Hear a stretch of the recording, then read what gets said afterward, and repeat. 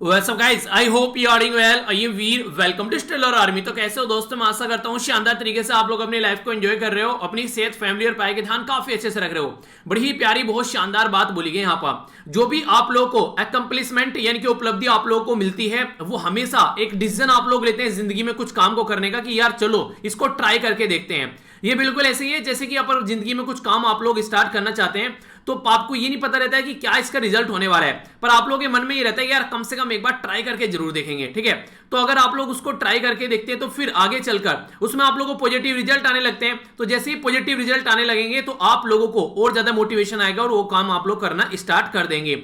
इसको किसी भी चीज में आप लोग इंप्लीमेंट कर सकते हैं। आज पहली बार अगर आप लोग आंसर राइटिंग करना स्टार्ट करना चाहते हैं तो आप लोग देखिएगा कुछ लाइन लिखकर। ठीक है, आप लोग देखिएगा अपने दिन में आप लोगों ने क्या क्या चीजें की है, उसको इवनिंग में बैठकर एक पेपर पर कुछ लाइन लिखने की कोशिश कीजिएगा और उसको फिर इसी तरीके से आप लोग एक हफ्ते तक कीजिएगा। एक हफ्ते बाद आप लोगों को इस चीज में काफी ज्यादा इंप्रूवमेंट नजर आ जाएगा। यानी ये कहने का मतलब है कि आप लोगों ने बस ट्राई किया कि हाँ ऐसा कुछ करने की कोशिश करते हैं। सुबह को उठना है, आप लोगों ने सोचा कि नहीं यार आप ना सुबह को हम लोग 5 बजे 6 बजे उठना स्टार्ट करेंगे, 5 बजे कम से कम उठना स्टार्ट करेंगे। या फिर कुछ ऐसे हैं कि बहुत ज्यादा वे नहीं कि एकदम डेडिकेटेड कमिटमेंट बना ले कि 4 बजे उठना है। तो हर एक इंसान का अपना अपना काम को करने का तरीका होता है, तो उसमें पहले आप लोगों को एक ट्राई देना होता है कि चलो यार एक बार करके देखते हैं। तो इसी तरीके से अगर आप लोग मान लीजिए आप लोगों ने बोला कि आज 5 बजे उठेंगे, 5 नहीं 5:30 बजे उठ गए, वैसे आप लोग 8 बजे उठ रहे थे, आप लोगों को बड़ा अच्छा लगेगा यार पूरा दिन सामने पड़ा हुआ है, हम तो दिन को अच्छे से स्टार्ट कर सकते हैं अपना।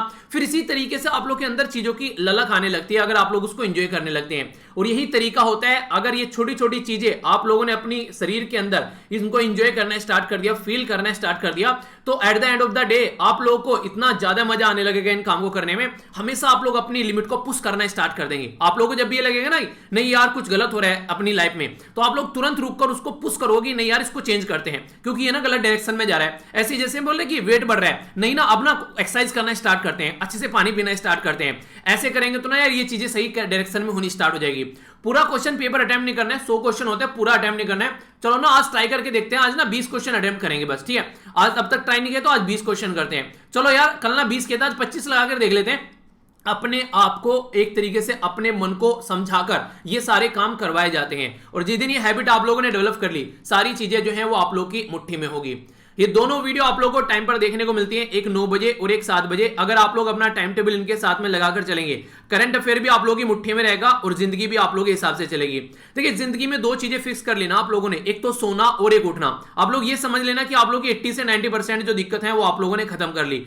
ये इतनी बड़ी चीज है, नो मैक्सिमम लाइफ जो है, मैक्सिमम लोग जो है वो इसी को फिक्स नहीं कर पाते हैं। फिक्स करके देखो, जिंदगी में नया बदल जाए तो फिर मुझे बताना। ये ऐसी चीजें हैं और ये इस तरीके से अगर आप लोग इंप्लीमेंट करके इनको चलते हो तो सबसे बड़ी बात है कि आप लोगों का दिन अच्छे से स्टार्ट होगा। और जब दिन अच्छे से स्टार्ट हो गया फिर तो कोई बात ही नहीं रहेगी, फिर तो सारी चीजें अच्छे से स्टार्ट होती हुई आप लोगों को नजर आएंगी। तो इस तरीके से लाइफ को एक सही डायरेक्शन देते हुए हमेशा आप लोग को आगे बढ़ना है। तो उसका सबसे सही तरीका होता है कि दिन अच्छे से कम आप लोग स्टार्ट करो। एक इंपॉर्टेंट क्वेश्चन है जो आप लोगों को यहां पर अटेम्प्ट करना है। बोला गया कि इंटरनेशनल एनर्जी एजेंसी के द्वारा रिलीज किया गया था कि नेट जीरो एमिशन जो रोड मैप है उसको नेट जीरो बोला गया। तो कब तक यहां पर इसको ये फॉलो करने की बात की गई? 2040, 2045, 2050 या 2055? तो सही आंसर आप लोगों को यहां पर बताना है। वीडियो के एंड में फिर हम लोग इसके बारे में डिस्कस करेंगे, तब तक आप लोग इसको अटेम्प्ट कीजिए। देखता हूं कौन कौन सही आंसर यहां पर देता है। काफी अच्छे से कल यहां पर आंसर दिए गए यहां पर रोशनी के द्वारा, तो काफी शानदार तरीके से इनके द्वारा डिटेल में आंसर बताए गए। तो जो आंसर है यहां पर इनको हम लोग वीडियो के एंड में डिस्कस कर लेंगे। ठीक है, पहले अभी न्यूज़पेपर देखते हैं यहां पर, फिर इनको हम लोग देखेंगे। तो अच्छे से आंसर दिया करो, काफी अच्छा लगता है। आप लोगों को एक तरीके से कई सारी चीजें जानने को मिलती है जब आप लोग उनको अच्छे से अटेम्प्ट करते हो। तो नजर डालते हैं आर्टिकल के ऊपर, कौन से आर्टिकल हम लोग को डिस्कस करने हैं। ये वाला आर्टिकल है उत्तर प्रदेश के बारे में, अभी उसके पॉपुलेशन पॉलिसी प्रस्तुत की गई है। तो एक इंपॉर्टेंट आर्टिकल है। बोला गया कि जो तरीका यहां पर पॉपुलेशन को कंट्रोल करने के लिए कई सारे राज्यों के द्वारा फॉलो किया जा रहा है, उसके अलावा भी हम लोग कुछ अच्छी चीजें फॉलो कर सकते हैं। तो जानेंगे आर्टिकल में क्या क्या बातें की जा रही है। इंडियन फेडरलिज्म के बारे में बड़ा ही शानदार और एक प्यारा और बेहतरीन आर्टिकल आप लोग इसको बोल सकते हैं। तो इसके बारे में पूरा ओवरव्यू आप लोग को दूंगा, आर्टिकल के अंदर क्या डिस्कस किया गया, और एक्स्ट्रा इन्फॉर्मेशन भी बताऊंगे कि फेडरलिज्म है क्या, कहां से आया निकल के, किस तरीके से फॉलो किया जा सकता है, हम क्या फॉलो करते हैं, यूएसए क्या फॉलो करते हैं। तो तमाम मुद्दे और एक इंपॉर्टेंट आंसर राइटिंग का क्वेश्चन जो कि आप लोगों को अटेम्प्ट करना है। तो काफी प्यारा एक तरीके से ये आर्टिकल रहेगा जो कि आप लोगों को सुनकर भी मजा आएगा। ठीक है, इसी के साथ में यहां पर यूरो कप के बारे में बात की जा रही है, तो इसके ऊपर हल्का सा नजर डालेंगे कि यूरो कप जो है अभी रिसेंटली क्यों न्यूज में था, तो इसको हम लोग समझने की कोशिश करेंगे। साइड में जो ये आर्टिकल है यहां पर आप लोगों को देखने को मिलेगा कि जिस तरीके से ग्रोथ देखने को मिल रही है हमारी कंट्री की, बोला जा रहा है कि उससे लोगों का भला नहीं होने वाला है। आप लोगों को अगर मैं बोलूं हमारी कंट्री की ग्रोथ जो है वो शानदार तरीके की है, यानी कि 12% हमारी जीडीपी ग्रोथ चल रही है, पर लेकिन जो हमारी कंट्री में इंप्लॉयमेंट है लोगों को वो नहीं मिल रहा है, इंप्लॉयमेंट जो है वो काफी नीचे जा रहा है, लोगों के हाथ में जॉब नहीं है। तो क्या इस ग्रोथ का कोई फायदा रहेगा? तो यहां पर ये बोला है कि देखिए अगर आप लोगों को ग्रोथ लेकर चलनी है तो लोगों को इंप्लॉयमेंट मिलना चाहिए, जॉब मिलनी चाहिए और लोगों का इनकम लेवल बढ़ना चाहिए, तभी उस ग्रोथ का कोई फायदा देखने को मिलेगा। कहने का मतलब सीधा सीधा ये है कि अगर रियलिटी में हमारी कंट्री में ग्रोथ हो रहा है तो उस ग्रोथ का फायदा जो है वो लोगों तक पहुंचना चाहिए। तो हमारी कंट्री में तो इसी के बारे में बात की जा रही है। अभी कोविड-19 के बाद में जो इंपैक्ट पड़ा है तो हर एक सेक्टर पर इंपैक्ट पड़ा है, चाहे वो कंस्ट्रक्शन का हो, चाहे वो आप लोगों को माइनिंग का सेक्टर देखने को मिले, चाहे मैन्युफैक्चरिंग का सेक्टर देखने को मिले, सब में कोई 8%, कोई 18%, कोई 7%, चाहे ट्रेड की बात कर लीजिए, सब कंट्री के लॉकडाउन रेट तो ट्रेड भी कहीं पर नहीं हुआ। तो यही बातें बताने की कोशिश की जा रही है कि इसको आराम आराम से स्टार्ट करो, लोगों के अंदर कॉन्फिडेंस लेकर आओ, मार्केट में डिमांड क्रिएट करो, लोगों के हाथ में पैसा दो, तभी जाकर आप लोग इकोनॉमी को जो है वो एक पैटर्न में लेकर आ पाओगे। यानी कि ओवरऑल आप लोगों को यहां पर बेसिकली चीजों को लेकर चलना पड़ेगा। ऐसा नहीं कि एक पर्टिकुलर सेक्टर में आप लोग काम करके ही बस काम चल जाएगा, ठीक है। तो इस तरीके से, क्योंकि आज के में हमारा ग्रोथ जो है वो बांग्लादेश के ग्रोथ से भी नीचे जा रहा है, ठीक है। तो इससे आप लोग समझ सकते हैं कि आप लोगों को बहुत ज्यादा काम करने की जरूरत है। तो किस तरीके से पैटर्न में कंट्री को लेकर चलना है तो उसके ऊपर फोकस देकर चलना चाहिए, ठीक है। तो ये वही सजेशन है कि कोविड-19 के इंपैक्ट चल रहे हैं तो उसके चलते ये सारी चीजें चल रही हैं, ठीक है। तो ये है आर्टिकल, ये एक इंपॉर्टेंट आर्टिकल है, सेक्शन 66A के बारे में बात कर रहे हैं। तो इस आर्टिकल के बारे में भी हम लोग नजर डालेंगे। इसके बारे में आप लोगों को पता चलेगा कि कुछ ऐसी चीजें हमारे देश में आज भी फॉलो की जा रही है जिनको बंद कर दिया गया था पर फिर भी हम लोग फॉलो कर रहे हैं। तो समझेंगे आखिर क्यों, आखिर क्यों। तो बोले जनता जवाब मांग रही है आखिर क्यों, तारीख पे तारीख आखिर क्यों तो वही वाली चीजें हैं, ठीक है। नेक्स्ट यहाँ पर ये बात है, ये बेसिकली दवाई के बारे में, दवाई वाई लगवा लो यार, अपना वही बातें बताई जा रही है यहाँ पर कि जल्दी से दवाई लगवा लो, इम्यूनिटी जो है वो क्रिएट होनी चाहिए आने वाले टाइम में, वरना दिक्कतें देखने को मिलेगी अगर थर्ड वेव आ जाती है। तो कोविड-19 ने जैसा माहौल कर रखा है, लोग कई सारे दवाई पर भी ट्रस्ट नहीं कर रहे हैं क्योंकि दवाई के बारे में भ्रांतियां फैलाई जा रही हैं। तो दवाई के बारे में अगर भ्रांतियां फैल जाती हैं तो ये गलत चीजें हैं, ठीक है। तो एक तरीके से अगर दवाई को लेकर ही मिसट्रस्ट हो गया लोगों के बीच में कि हाँ ये दवाई नहीं लगवानी है, ये दवाई से यार ये दिक्कत हो जाएगी, कई सारों को ये लग रहा है कि इससे इनफर्टिलिटी होने वाली है दवाई से, कई सारे लोग ये कह रहे हैं कि 2 साल के बाद में दवाई लेने से मर जाएंगे। तो ऐसी ऐसी अगर गलत बातें सोसाइटी में फैलती है तो ये सबसे खतरनाक है। देखिए एक तो ये कि सोसाइटी में दवाई ही नहीं है, यानी कि बीमारी आ रही है, लोग मर रहे हैं, कोई मेडिसिन ही नहीं है। एक बार को ये समझ में आता है कि हाँ इसलिए मर रहे हैं क्योंकि मेडिसिन नहीं है, पर लेकिन मेडिसिन भी है, उसको लोग ले नहीं रहे हैं, उससे डर लग रहा है उसको, इसलिए मर रहे हैं। तो ये वाली सिचुएशन ज्यादा खतरनाक है, इसका कोई सोल्यूशन नहीं देखने को मिलेगा। पहले वाली का तो सोल्यूशन ये है कि दवाई आती है तुरंत सारी चीजें सुधर जाएंगी, पर दूसरे वाली में क्या होगा जब लोग जो है दवाई लेने के लिए ही तैयार नहीं है, तो ये वाली चीजें जो है वो थोड़ी खतरनाक हो जाती है। यहां पर ये बेसिकली एजुकेशन सिस्टम के बारे में बात की जा रही है डेटा पॉइंट में, तो इसके ऊपर हम लोग नजर डालेंगे। ये वाला जो आर्टिकल है इसको मैं आप लोगों को यहीं पर ही एक्सप्लेन करूंगा। मतलब हालांकि ये काफी ज्यादा न्यूज में, कई बार इसके बारे में हम लोग डिस्कस कर चुके हैं, पर लेकिन कुछ इंटरेस्टिंग सी बातें बताने की कोशिश राइटर के द्वारा की गई है, ठीक है। तो समझने की कोशिश कीजिएगा इस पर्टिकुलर आर्टिकल के बारे में। आप लोगों को पता है हमारी कंट्री में आईटी रूल लेकर आए गए हैं। आईटी रूल जो अभी आप लोगों को देखने को मिले हमारी कंट्री में, ये आईटी रूल वो रूल है जिनसे सोशल मीडिया हैंडल को टैकल करने की कोशिश की जा रही है, ठीक है। रविशंकर प्रसाद जो है, जो हमारे पहले यहाँ पर अभी आईटी मिनिस्टर थे, उनके बारे में आप लोगों ने देखा काफी ज्यादा वो न्यूज में थे। अब इंटरेस्टिंग बात क्या बताई जा रही है, इंटरेस्टिंग बात ये बताई जा रही है कि प्रेजेंट टाइम को अगर आप लोग देखोगे, प्रेजेंट जो एडमिनिस्ट्रेशन है हमारी कंट्री का, वो एक पैटर्न लेकर चल रहा है। वो आराम से सारे एरिया को कंट्रोल करने की कोशिश कर रहे हैं। इसको समझाया कहां से इन्होंने, सबसे पहले बोला हमारी कंट्री में अगर पार्लियामेंट में लोग जाते थे तो पार्लियामेंट के आसपास दुनिया भर के रिपोर्टर देखने को मिलते थे, क्योंकि उस टाइम पर जो गवर्नमेंट है वो बात किया करती थी रिपोर्टर से, डायरेक्ट आकर वहां पर बात किया करते थे। वहां पर एक तरीके से शास्त्री भवन जो कि दिल्ली के अंदर में है, तो डायरेक्ट जो कॉन्फ्रेंस होती थी, सारे जो टीवी केबल ऑपरेटर है वो वहां पर पहुंचते थे और यहां पर जो सेक्रेटरी या एडिशनल सेक्रेटरी रैंक के जो गवर्नमेंट के नुमाइंदे थे वो उनसे बात किया करते थे। ये चीजें जो है बंद कर दी गई 2002 में, आगे चलकर उनको अलाउ करना मना कर दिया। फिर यहां पर पब्लिक में इस तरीके से स्टेटमेंट देना सब कुछ बंद हो गया, यानी कि गवर्नमेंट और जो यहां पर एक जो रिपोर्टर होता है उसके बीच में कांटेक्ट जो है वो कंप्लीटली खत्म कर दी। यहां पर नॉर्मल तरीके से जो भी इंफॉर्मेशन लेनी है आप लोग गवर्नमेंट की वेबसाइट से ले लो, या फिर कहीं किसी पर्टिकुलर इंसान ने अगर कोई बोलेगा कभी तो उससे आप लोग इंफॉर्मेशन ले सकते हैं। डायरेक्ट जो कॉन्टैक्ट चलता था, ऐसा होता था जैसे यार दोस्त नहीं मिलते हैं बैठकर कॉन्फ्रेंस कर रहे हैं, पिज्जा खा रहे हैं, कोल्ड ड्रिंक पी रहे हैं, वो सारी चीजें चलती थी। पर लेकिन अब यहां पर मिल भी नहीं पाते हैं किसी गवर्नमेंट ऑफिसर से, जो कि पार्लियामेंट के आसपास भी यहां पर कोई भटक नहीं पाता है। ऐसी चीजें देखने को मिली। ये चीज की गई यहां पर 2002 में। उस टाइम पर यहां पर बात करें हमारी कंट्री में जो अटल बिहारी वाजपेयी जी का एडमिनिस्ट्रेशन था, उनको लगा ये चीजें सही नहीं है, तो ये चीजें उनके द्वारा इंप्लीमेंट की गई। अगर फिर आगे चलकर देखो हमारी कंट्री में अगर बात करें तो अभी रिसेंटली एक यहाँ पर ओटीटी जो प्लेटफॉर्म होते हैं, ओवर द टॉप जो आप लोग प्लेटफॉर्म इनको बोलते हो बेसिकली, तो ये प्लेटफॉर्म ऐसे होते हैं जैसे कि नेटफ्लिक्स हो गया, अमेजन हो गया, इन सारे प्लेटफॉर्म को गवर्नमेंट ने अपने अंडर में लेकर आए, basically ministry of information broadcasting के। पहले ये प्लेटफॉर्म क्या होते थे, अपने हिसाब से काम करते थे, तो इनको अपने कंट्रोल में लेकर आ गए। फिर आगे चलकर तीसरा स्टेप यहां पर ये लिया गया अभी रिसेंटली, कि जो रिसेंटली इनके द्वारा जो आईटी के रूल लाए गए, इसमें सारे सोशल मीडिया हैंडल भी इनके अंडर में ला दिए गए। यानी कि ये जो रूल लाया गया इसमें ये बोला गया कि सारे जितने भी सोशल मीडिया हैंडल हैं, चाहे इवन यूट्यूब भी क्यों ना हो, अगर किसी पर्टिकुलर चैनल पे 5 लाख से ज्यादा अगर सब्सक्राइबर हैं तो वो भी इनके कंट्रोल में आ गया आज की डेट में। अगर कोई गलत बातें बोलता है तो उसको भी यहाँ पर, उसके चैनल को भी यहाँ पर टैकल किया जाएगा। यानी कि कोई भी मीडिया हाउसेज जो करंट अफेयर पढ़ा रहे हैं, कुछ भी ऐसी चीजें, सबके ऊपर इनकी निगरानी आ गई। तीसरा जो चौथा हो गया, पांचवा जो अभी यहां पर अभी जो चौथा अभी जो देखने को मिल रहा है, ये काफी बड़ा बोला गया यहां पर, ये अभी आप लोगों को देखने को मिला हमारी कंट्री में जो सिनेमेटोग्राफी एक्ट 1952 के अंदर जो अमेंडमेंट किया जा रहा है, उसमें क्या किया जा रहा है कि central board of film certification जो है यहां पर, ये तो यहां पर बेसिकली ये central board of film certification के हाथ में जो पावर थी कि कोई मूवी आ रही है तो उसको रिव्यू करके बोलना है कि ये मूवी किस कैटेगरी की है और फिर उसको अलाउ कर देना है। तो अगर कल को गवर्नमेंट को लगता है कि यहां पर इसके द्वारा जो डिसीजन दिया गया है वो सही नहीं है, तो गवर्नमेंट खुद से फिर से उसको रिव्यू कर सकती है इसके पर्टिकुलर डिसीजन को, यानी कि इसकी भी पावर जो है वो खत्म कर दी गई यहां पर। अब गवर्नमेंट ये चाह रही है कि कोई मूवी भी आए तो वो भी उसके हिसाब से आए। तो यहां पर जो भी अभी फिलहाल प्रेजेंट टाइम में जो काम चल रहा है हमारी कंट्री में, ये बोला गया कि आराम आराम से सब कुछ अपने कंट्रोल में लेने की कोशिश की जा रही है। और यहां पर ये सबसे बड़ा रीजन है यहां पर कि हमारी कंट्री में जो फंडामेंटल राइट है, जब पार्ट 3 में आप लोग जाएंगे संविधान के अंदर, तो उसमें फंडामेंटल राइट रखे गए हैं आर्टिकल 12 से लेकर आर्टिकल 35 तक। तो यहां पर सबसे इंपॉर्टेंट जो आर्टिकल है यहां पर, ये फ्रीडम के बारे में बात करता है बेसिकली आर्टिकल 19। तो आर्टिकल 19 का दबाकर यहां पर हनन किया जा रहा है, तो ये बातें यहां पर राइटर बोल रहे हैं। इनडायरेक्ट वे में तो गवर्नमेंट को यहां पर बेसिकली क्रिटिसाइज किया गया है, पर लेकिन एक ओवरव्यू आप लोगों को पता होना चाहिए कि रियलिटी में चल क्या रहा है, कि हाँ इस तरीके की चीजों को कंट्रोल करने की कोशिश की जा रही है। इंपॉर्टेंट बात यहां पर एक है जो मुझे अच्छी लगी, उसमें यहां पर यूएसए के अंदर आज की डेट में भी इनको बेसिकली ये पावर दे रखी है कि आप लोग सेल्फ एडमिनिस्ट्रेट कर सकते हैं। उनके ऊपर कुछ प्रतिबंध लगा रखे हैं, प्रतिबंध नहीं बेसिकली गाइडलाइन है कि एक तो चाइल्ड पोर्नोग्राफी कुछ नहीं आनी चाहिए, चाइल्ड से रिलेटेड जो बच्चों से रिलेटेड कोई सेक्सुअल अब्यूज नहीं होना चाहिए। दूसरा इंपॉर्टेंट बात ये बोला कि कोई यहां पर हेट स्पीच नहीं होना चाहिए, इसके ऊपर बात बोली है।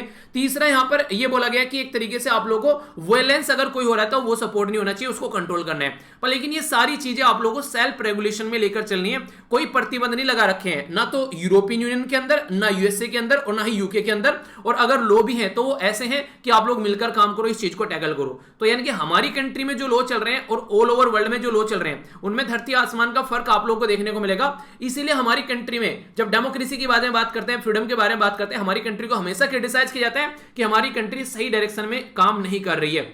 तो ये यहां पर जो इंपॉर्टेंट पॉइंट है, ठीक है। तो 4 इंपॉर्टेंट पॉइंट यहां पर ही हैं जिसके बारे में याद रखिएगा। पहले यहां पर जो बेसिकली केबल ऑपरेटर थे वो डिस्कस करते थे, यहां पर जो भी चीजें होती थी हमारी कंट्री में जो ऑफिशियल होते थे उसको बंद कर दिया, ओटीटी को अपने कंट्रोल में ले लिए। आईटी जो अभी रेगुलेशन लाया कि तो सोशल मीडिया कंट्रोल में आ गए, और भी फिल्म क्या क्या आनी है हमारी कंट्री में वो भी यहां पर कंट्रोल में आ गई।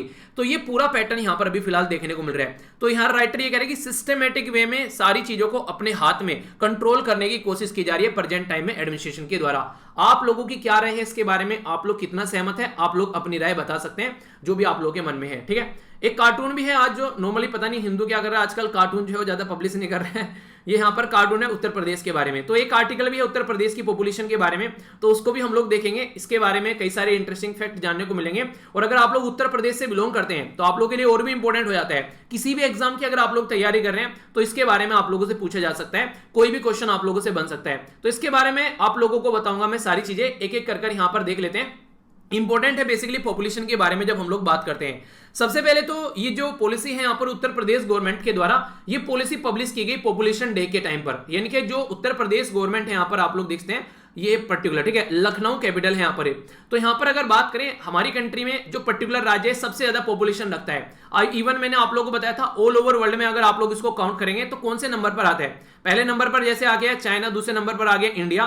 तो इस तरीके से अगर आप लोग काउंट करेंगे उत्तर प्रदेश कौन से नंबर पर आता है, यानी कि हमारी कंट्री का एक राज्य आ जाता है। बताइए, चलिए ये क्वेश्चन आप लोगों को बताने मैंने आप लोगों से डिस्कस भी किया था, ठीक है, तो रिवीजन आप लोगों का हो जाएगा। अपने देश में तो पहले नंबर पर ही है उत्तर प्रदेश, इसको मिनी इंडिया बोलते हैं। एक पर्टिकुलर फ्रेंड था, उसका सिलेक्शन हुआ आईएएस के अंदर में, मैंने बोला कौन सा कैडर मिल गया, तो बोल रहा है कि यार मिनी इंडिया मिल गया। तो वो बात मुझे कभी कभी याद आ जाती है। तो एक तरीके से मिनी इंडिया बोला जाता है उत्तर प्रदेश को, इतनी सारी पॉपुलेशन, इतने सारे आप लोगों को पैटर्न यहां पर देखने को मिलेंगे, ठीक ठीक है। तो ये कंडीशन है, तो उत्तर प्रदेश की पॉपुलेशन कंट्रोल करना लाजमी है। पर लेकिन कंट्रोल की तो की कैसे जाए, क्या कंट्रोल करना पॉपुलेशन सही है या फिर पॉपुलेशन को सही डायरेक्शन देना सही है, तो वो वाली चीजें हैं यहाँ पर। ये तो कई सारी चीजें यहाँ पर डिस्कस की जा रही है, एक एक कर यहाँ पर हम लोग अभी चीजें देखेंगे। जो अभी उत्तर प्रदेश के द्वारा जो पॉलिसी यहां पर लेकर आई गई है उसमें इंसेंटिव भी है, यानी कि सपोर्ट भी है और पेनल्टी भी है। आप लोगों ने देखा कैरेट और स्टिक अप्रोच, यानी कि डंडा भी मारो जब जरूरत पड़े और जब जरूरत पड़े तो सपोर्ट भी प्रोवाइड करो। जैसे बच्चे नहीं होते, बच्चों को सुधारने के लिए काम किया जाता है कि हाँ बेटा अगर तुम ना ये काम करोगे तो हम तुमको ये दिलाएंगे, ठीक है, पर लेकिन अगर नहीं करोगे तो फिर थप्पड़ खाओगे। तो वो वाली चीजें आप लोगों को देखने को मिलेगी। तो योगी गवर्नमेंट ने जो है ऐसे ही कुछ किया है यहाँ पर। अभी प्रेजेंट टाइम पे जो बात की जा रही है कि एक तरीके से अभी यहाँ पर टैकल करने की कोशिश की जा रही है कि हाँ एक तरीके से कि पेनल्टी भी रहेगी, जिसके पास में ज्यादा बच्चे हो गए और जिसके पास में कम बच्चे हैं या कंट्रोल करने की कोशिश कर रहा है चीजों को, उसको यहां पर सपोर्ट प्रोवाइड कराई जाएगी। बेसिकली रीजन भी है कि पॉपुलेशन बढ़ रही है और अभी यहां पर कंट्रोल करना काफी ज्यादा जरूरी है। तो अभी प्रेजेंट टाइम पर जो नेशनल फैमिली हेल्थ सर्वे के हिसाब से चले जो 2016 का है, तो 2.7 यहां पर बेसिकली उत्तर प्रदेश के अंदर टोटल फर्टिलिटी जो रेट आप लोगों को देखने को मिल रहा है। अकेला एक राज्य बिहार है जो यहां पर उत्तर प्रदेश को मात देता है फर्टिलिटी के मामले में, सबसे ज्यादा बच्चे बिहार में पैदा हो रहे हैं, दूसरे नंबर पर उत्तर प्रदेश में पैदा हो रहे हैं। तो यह है नेशनल फैमिली हेल्थ सर्वे 5वां, तो इसके हिसाब से 3.1 है। तो कहने का मतलब यहां पर यह कि आज की डेट में जिस तरीके से यहां पर हमारी कंट्री में अगर पॉपुलेशन इस लेवल पर बढ़ती रही तो इसको हम लोग कभी भी टैकल नहीं कर पाएंगे। तो इसी के चलते इनके द्वारा पॉलिसी लेकर आएगी, तो कई सारी चीजें की गई। पहले तो यह बोला गया कि जो भी टोटल फर्टिलिटी रेट है 2.7 से 2.1 लाया जाएगा 26 तक का और 1.7 लाया जाएगा 2030 तक का। आप लोग ये समझिए 2 इंसान है, उनके 2 बच्चे हो गए, ठीक है, तो पॉपुलेशन कंट्रोल हो गई। पर लेकिन 2 इंसान है, उनके 3 बच्चे हो गए तो पॉपुलेशन बढ़ेगी। अगर 2-2 बच्चे हो गए, मान लीजिए 2 इंसान है 3 बच्चे हो गए, ये 3 हुए, इनके फिर 3 से इनके फिर 3 बच्चे हो गए, ठीक है। तो इस तरीके से आप लोग समझिए इनके फिर 3 बच्चे हो गए जो सबके अलग अलग यहां पर इस तरीके से, तो पॉपुलेशन काफी ज्यादा बढ़ेगी। पर लेकिन 2 है, इनके 2 बच्चे हुए, फिर 2 है, इनके 2 बच्चे हुए, तब तक इनकी डेथ होगी, फिर ये 2 बच्चे हुए, इनकी डेथ होगी, तो पॉपुलेशन कंट्रोल होगी। पर यहां पर एक एक बच्चा बढ़ता रहेगा और उस एक बच्चे के जब 3 बच्चे आएंगे निकलकर, तो इस तरीके से पॉपुलेशन बढ़ती रहेगी, ठीक है। ये आप लोगों ने देखा होगा एक प्रक्रिया होती है आप लोगों ने केमिस्ट्री के अंदर उस प्रक्रिया का पढ़ा होगा कि हाँ एक अटैक हो उससे 3 निकल कर आए और फिर इस तरीके से। उस प्रक्रिया का नाम आप लोग बताइए, कौन सी है वो प्रक्रिया, कौन सी है वो रिएक्शन जो आप लोगों ने केमिस्ट्री में पढ़ी है, नाम बताइए जरा उसका, देखता हूं कौन कौन बताता है। तो ये पर्टिकुलर बेसिकली एनर्जी जनरेट करने के लिए आप लोगों ने देखा है इसके बारे में। तो यहां पर अगर बात करें तो वही फंडा है कि इसको डिक्रीज करने की बात की जा रही है। मॉडर्न जो भी यहां पर कॉन्ट्रासेप्शन के तरीके हैं, यानी कि किस तरीके से आप लोगों को जो बेसिकली कंट्रोल करना है, यहां पर ये सारी चीजों के बारे में बताया जा रहा है। तो इसको भी अच्छे से बढ़ाया जाएगा 13.1.7 या फिर 45 यहां पर बेसिकली बात की जा रही है, बढ़ाया जाएगा 2026 तक। और 52% जो आज के डेट में यूज कम कर रहे हैं उनको और अलाउ किया जाएगा। इंक्रीज किए जाएंगे male method of contraception, normally female को बोला जाता है कि हाँ ये गोलियां ले लो, ये चीजें कर लो, पर लेकिन मेल को यहां पर बेसिकली इसके अंदर लेकर आना है, ठीक है, क्योंकि फीमेल को ऑलरेडी आप लोगों ने देखा होगा ब्रेस्ट कैंसर हो गए, ओवरी कैंसर हो गए, तो ये बहुत सारी चीजें बहुत नॉर्मल देखने को मिलती है। तो सारी दिक्कत महिला को झेलनी पड़ती है। तो इसमें कुछ कंट्रीब्यूशन फीमेल के साथ में मेल का भी आना चाहिए ताकि एक तरीके से बैलेंस बनाया जा सके। तो एक अच्छा तरीका है यहां पर। मैटरनल मोर्टेलिटी रेट, 1 लाख महिला अगर बच्चों को जन्म दे रही है तो कितनी माताओं की डेथ हो जा रही है अगर बच्चों को जन्म देती है। अभी फिलहाल हमारी कंट्री में ये लगभग 197 है, सॉरी उत्तर प्रदेश के अंदर में, ठीक है। तो इसको घटाकर यहां पर 150 लेकर आना है और फिर 98 लेकर आना है 2030 तक का, ठीक है। इसी के साथ में इन्फेंट मोर्टेलिटी रेट कहता है कि अगर 1000 बच्चे पैदा होते हैं तो उनमें से कितने बच्चे मर जाते हैं, कितनों की डेथ हो जाती है। तो अभी यहां पर उत्तर प्रदेश के अंदर 43 की डेथ हो जाती है, तो इसको 32 लेकर आना है 26 तक और 22 लेकर आना है 30 तक। इसी के साथ में डिक्रीज करना है अंडर 5 मोर्टेलिटी, यानी कि 5 साल के अंदर अंदर किसकी डेथ हो जाती है बच्चों की, 1000 अगर बच्चे पैदा होते हैं। सबसे ज्यादा देखिए दिक्कत ये रहती है 5 साल तक बच्चों की डेथ होने के चांसेस रहते हैं। इम्यून सिस्टम उनका प्रॉपर डेवलप नहीं हो पाता है, ऑपरेशन से बच्चे होते हैं आज की डेट में, जिसकी वजह से उनकी जो इम्यून सिस्टम इतनी ज्यादा डेवलप नहीं होती है। देखिए जब बच्चा जो होता है एक नॉर्मल प्रोसीजर से पैदा होता है, उसमें बच्चा जो होता है लड़ तड़कर बाहर निकल कर आता है, तो उसकी वजह से ये रहता है कि उसकी बॉडी एक तरीके से रोगाणु से लड़ने की क्षमता बढ़ जाती है। पर लेकिन ऑपरेशन से उसको आसानी से उठा लेते हैं पेट में से, तो इसके चलते उसकी बहुत सारी इम्यूनिटी जो है वो उस लेवल पर डेवलप नहीं हो पाती है, ठीक है। तो इसकी वजह से दिक्कत देखने को मिलती है। तो अंडर 5 तक भी डेथ होने के चांसेस यहां पर रहते हैं। तो 47 की डेथ होती है, 35 का लेकर 25 तक लेकर है 2030 तक का। तो ये पर्टिकुलर जो डेटा मैंने आप लोगों को बताया ये बेसिकली रटना नहीं है आप लोगों को, खासकर अगर उत्तर प्रदेश से आप लोग बिलोंग करते हैं तो इसको स्क्रीनशॉट लेकर रख लेना। ये ऐसा डेटा है जो आप लोगों से डायरेक्ट इसमें से क्वेश्चन निकाल कर भी लाया जा सकता है, या फिर आप लोग अगर इसको देखेंगे तो आप लोगों को यहां पर कुछ ना कुछ आंसर राइटिंग में कहीं लिखना है, तो वहां पर भी आप लोग इसको यूज कर सकते हैं। तो यानी कि इंपॉर्टेंट डेटा आप लोग इसको बोल सकते हैं इफेक्टिवली यूटिलाइजेशन करने के लिए। अभी यहां पर कुछ और बातें हम लोग करेंगे जिसके बारे में आप लोग कई सारी चीजें जानने को मिलेगी। ठीक है, यहां पर अभी बात करें जिस तरीके से इनके द्वारा फोकस किया जा रहा है अभी मॉडर्न कॉन्ट्रासेप्शन को लेकर, ये किस तरीके से मैटरनल मोर्टेलिटी रेट कम करना है, मेल कॉन्ट्रासेप्शन को लेकर बात की जा रही है 2026 तक कम करना है। तो ऐसा ही कुछ यहां पर कायरो इंटरनेशनल कॉन्फ्रेंस हुई थी ऑन पॉपुलेशन कंट्रोल। ठीक है, तो ये कायरो आप लोगों को इजिप्ट में देखने को मिलेगा। तो यहां पर एक 1994 में ये कॉन्फ्रेंस हुई थी, उसमें ये बोला गया था कि यार पॉपुलेशन को कंट्रोल करना पड़ेगा जिस लेवल पर पॉपुलेशन बढ़ रही है। रीजन क्या है पॉपुलेशन को कंट्रोल करने के लिए, आखिर क्यों बोला जाता है? देखिए इसके पीछे सीधा सीधा रीजन ये कि पॉपुलेशन को कंट्रोल अगर नहीं करेंगे तो इसकी वजह से यहां पर रिसोर्सेज की रिक्वायरमेंट ज्यादा रहेगी, और जितने ज्यादा रिसोर्सेज की रिक्वायरमेंट आप लोगों की रहेगी उतने ही ज्यादा लार्ज स्केल पर फिर यहां पर प्रॉब्लम देखने को मिलेगी, क्योंकि अगर रिसोर्सेज की कमी होगी तो लोग जो है वो आपस में लड़ते हुए नजर आएंगे। ठीक है, तो इजिप्ट के अंदर जब यहां पर ये कॉन्फ्रेंस हुई तो ये बोला गया कि पॉपुलेशन को कंट्रोल करना है। तो उसमें भी कुछ कुछ ऐसी बातें बोली गई कि एक तरीके से फोकस देकर यहां पर चलना है कि प्रोडक्टिव और रिप्रोडक्टिव जो राइट कैसे हैं, इंपावर करना है यहां पर वुमेन को, यूनिवर्सल एक तरीके से एजुकेशन प्रोवाइड करनी है, मैटरनल और इन्फेंट हेल्थ के बारे में बात करना है, इशू ऑफ पॉवर्टी और हाई फर्टिलिटी को कैसे कंट्रोल करना है। तो ये जो चीजें यहां पर देखने को मिली है, तो कुछ चीजें चलिए वही है जो यहां पर इनके द्वारा की गई है। पर नॉर्मली अगर आप लोग देखें यहां पर एक इंपॉर्टेंट बात ये बोली गई है कि आज की डेट में ये जो सिस्टम लाया गया है कि यहां पॉपुलेशन को कंट्रोल करना है, तो ये यहां पर देखने को मिलेगा कि जो गरीब तबका है सोसाइटी का उसके ऊपर ज्यादा इंपैक्ट डालेगा, क्योंकि जो गरीब तबका है सोसाइटी का जहां एजुकेशन लेवल ज्यादा अच्छा नहीं है, उनका ये तरीका रहता है कि जितने ज्यादा बच्चे हो जाएंगे घर में उतने ज्यादा हाथ होंगे काम करने वाले। ठीक है, एक तो ये, दूसरा इंपॉर्टेंट ये रहता है कि एक बच्चा पैदा हो गया, पता उसकी डेथ होगी, दो हो गई उसकी डेथ होगी, बच्चे बहुत ज्यादा डेथ हो जाती थी, तो कई बार इस तरीके से भी लोग जो है कई बच्चे पैदा कर देते कि एक दो तो इनमें से डेथ ही हो सकती है इनकी। पर लेकिन फिलहाल हमारी कंट्री में बहुत सारा सिस्टम ऐसा ला दिया गया कि बच्चों को बचाया जा सकता है, तो उसके बारे में चीजें यहां पर प्रॉपर एक गाइडलाइन लेकर चलना चाहिए। तो इस तरीके से आप लोग समझ सकते हैं। हेल्थ के बारे में खासकर हम लोग को फोकस देकर चलना चाहिए, उनको एक तरीके से गाइड करना चाहिए, तो वो सारी चीजें हैं। तो गवर्नमेंट के द्वारा जो भी यहां पर इंसेंटिव और पेनल्टी वाली चीजें लेकर आई गई है, तो हमारी कंट्री में जैसा डेमोग्राफिक है, हमारी कंट्री की जैसी पॉपुलेशन है, तो उसके हिसाब से देखते हैं कैसे आप लोग चीजों को लेकर चलोगे, क्योंकि बेसिक फंडा ये होना चाहिए था कि पॉपुलेशन को कंट्रोल करने के साथ में आप लोगों को यहां पर एक तरीके से फोकस रहना चाहिए था कि एजुकेट कैसे करना है, हेल्थ के ऊपर कैसे फोकस करना है।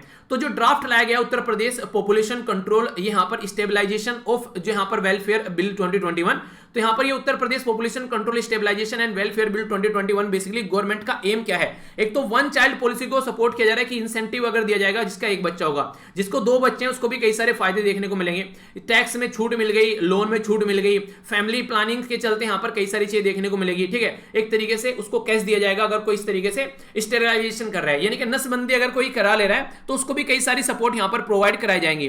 पर इंपॉर्टेंट मुद्दा यहां पर यह है कि आप लोग जिस तरीके से डिसइंसेंटिव कर रहे हैं, अगर दो से ज्यादा बच्चे किसी को हो जा रहे हैं, मान लीजिए ये तो बिल्कुल ऐसे हो गया कि गलती करी मां बाप ने और बच्चे उसकी भोग रहे हैं गलतियां, तो ये इसको इस तरीके से अगर देखा जाए तो ये एक तरीके से ह्यूमन राइट का हनन आप लोगों को देखने को मिलेगा। यानी कहने का मतलब ये, अगर मां बाप की द्वारा गलती की गई है कोई, उसकी सजा अगर बच्चों को मिल रही है और फिर उसके चलते आगे चल के उन जो बच्चे पैदा हुए उनके द्वारा कोई गलती की गई, उनकी सजा उनके बच्चों को मिल रही है, तो ये कितने हद तक सही है। अगर यहां पर आप लोग इस पॉलिसी को इस तरीके से न लेकर थोड़ा इस तरीके से चलते कि हाँ जो भी अगर दिक्कत पड़ेगी वो माँ बाप को पड़ेगी। ठीक है, यानी कि उनको इलेक्शन नहीं लड़ने दिया जाएगा, उनकी सैलरी में से उनकी सैलरी कट हो जाएगी, मतलब उनको चीजें मिलनी चाहिए। बच्चे को गवर्नमेंट जॉब से डिबार्ट कर देना ये कितने हद तक सही है, तो उसके ऊपर एक क्वेश्चन मार्क लगाया जा रहा है। सब्सिडी वेलफेयर की स्कीम बच्चे को नया प्रोवाइड कराना ये कितने हद तक सही है। ठीक है, तो ये सारी चीजें देखने को मिलेगी। तो इस तरीके से वो सारी चीजें देखने को मिलती थी। तो यहां पर एक तरीके से बोला यह गया कि हाँ सही है कि इलेक्शन में पार्टिसिपेट नहीं करने दोगे, ठीक है, वो समझ में आता है उनके लिए। ठीक है, उनको ग्रोथ नहीं दोगे जॉब में, समझ में आता है। पर बच्चों के लिए कहां से इंप्लीमेंट किया जा रहा है, उनको जॉब के लिए अलाउ नहीं करोगे गवर्नमेंट के, ये समझ में आता है। पर बच्चों के ऊपर इंप्लीमेंट किस तरीके से ये करना है, तो ये सारी चीजें भी यहां पर देखने को मिलेगी। ठीक है, यानी कहने का मतलब ये कि टू चाइल्ड पॉलिसी में बच्चों के ऊपर भी कई बार इंपैक्ट देखने को मिलते हैं, तो ये सही तरीका देखने को नहीं मिलता है। ठीक है, ये बोला कि अगर 4 बच्चे, अगर किसी को मान लीजिए 3 बच्चे हो गए, तो घर में राशन कार्ड 4 लोगों के पास में होगा, एक मां का, एक बाप का, एक दोनों बच्चों का, बाकी का तीसरा बच्चा जो है उसका राशन कार्ड नहीं होगा। तो इसमें इस बच्चे की क्या गलती है, इसको राशन कार्ड नहीं दिया जा रहा है, तो ये वाला फंडा यहां पर देखने को मिल रहा है। तो कई सारी ऐसी सिमिलर पॉलिसी आसाम के अंदर भी लाएगी, तो ये क्रिटिसाइज किया जा रहा है इनके द्वारा कि यह पॉलिसी यहां पर इस तरीके से लेकर आनी चाहिए थी। ठीक है, ये जो पर्टिकुलर पॉलिसी तैयार की गई है, एक इंपॉर्टेंट नाम याद रखिएगा, यहां पर आदित्यनाथ मित्तल, ठीक है, तो कनेक्टेड आप लोग कर सकते हैं यहां पर योगी आदित्यनाथ जी के साथ में, इनका नाम है आदित्यनाथ मित्तल। तो आदित्यनाथ मित्तल कमीशन है जिसके द्वारा यहां पर ये पर्टिकुलर पॉलिसी जो लाई गई है, ठीक है। तो इसके साथ में आप लोग कंफ्यूज नहीं होना है, तो आप लोगों से क्वेश्चन भी पूछा जा सकता है पर्टिकुलर इसके बारे में, तो हल्का सा आइडिया आप लोग रख सकते हैं। और ऐसा नहीं है, यहां पर बेसिकली उत्तर प्रदेश के बारे में ही बात की गई है इस आर्टिकल में। अगर आप लोग हरियाणा अनडिवाइडेड आंध्र प्रदेश, अनडिवाइडेड मतलब 2014 में आंध्र प्रदेश जो था उससे अलग कर दिया गया, तेलंगाना एक और राज्य बन गया, तो इसलिए इसको अनडिवाइडेड आंध्र प्रदेश बोला गया जब 2014 से पहले की बात की जा रही है। मध्य प्रदेश, राजस्थान, छत्तीसगढ़, उड़ीसा ऑलरेडी यहां पर इस तरीके की चीजें की जा चुकी हैं, ठीक है। तो इंसेंटिव और डिसइंसेंटिव अप्रोच जो है यहां पर ये निंदनीय है, यहां पर ये कई बार इसकी एक तरीके से क्रिटिसिज्म इसको देखना मिलता है, क्योंकि नेशनल ह्यूमन राइट कमीशन भी यहां पर यही बोलता है कि इसमें बच्चे की क्या गलती है, ये एक तरीके से रिग्रेसिव पॉलिसी है, ये पॉलिसी सही नहीं है, ठीक है। हरियाणा गवर्नमेंट की पॉलिसी हालांकि जो बोली गई यहां पर जब बात ये निकल कर आई कि जिसके 2 बच्चे से ज्यादा हो जाएंगे उसको इलेक्शन नहीं लड़ने दिया जाएगा इंसान को, वो पॉलिसी सही है, उसी इंसान के ऊपर इंपैक्ट डाल रही है, पर लेकिन बच्चों के ऊपर इंपैक्ट डाले वो पॉलिसी कितने हद तक सही है, तो ये सोचने वाली बात है। इसी के साथ में कई बार आप लोगों को देखने को मिलता है कि स्टडी को लेकर डिस्क्रिमिनेशन हो रहा है, ये सारी चीजें जो यहाँ पर कई सारी ऐसी स्टडी निकल कर आई, तो उसमें ये बोला गया कि डिस्क्रिमिनेशन जो हो रहा है वो पुअर कम्युनिटी के साथ में आप लोगों को देखने को मिलेगा, जो मार्जिनल है, जो हाशिया पर बैठे हुए हैं अभी, जिनकी एक तरीके से काफी बुरी कंडीशन है, तो उसके अंदर आप लोगों को चीजें प्रॉब्लम में देखने को मिलेगी। तो आप लोग जो एक काम कर रहे हैं तो गरीब सेक्शन पर इंपैक्ट डालेगा। सबसे इंपॉर्टेंट बात तो यहाँ पर यह कि पॉवर्टी को कैसे रिड्यूस करना है, इकोनॉमिक रिफॉर्म लेकर आना है, उनके ऊपर फोकस देना था, लेबर की प्रोडक्टिविटी बढ़ानी थी, इंप्लॉयमेंट अपॉर्चुनिटी बढ़ानी थी, ज्यादा से ज्यादा लोगों को जॉब मिले, फैमिली को इंपावर करना था, वुमेन को इंपावर करना था, रिड्यूस करना था फर्टिलिटी रेट, ये इस तरीके से। तो कहने का मतलब यहां पर यह कि प्रोडक्टिव स्टेप लेकर चलो, एजुकेशन दो, उनकी हेल्थ के बारे में बात करो।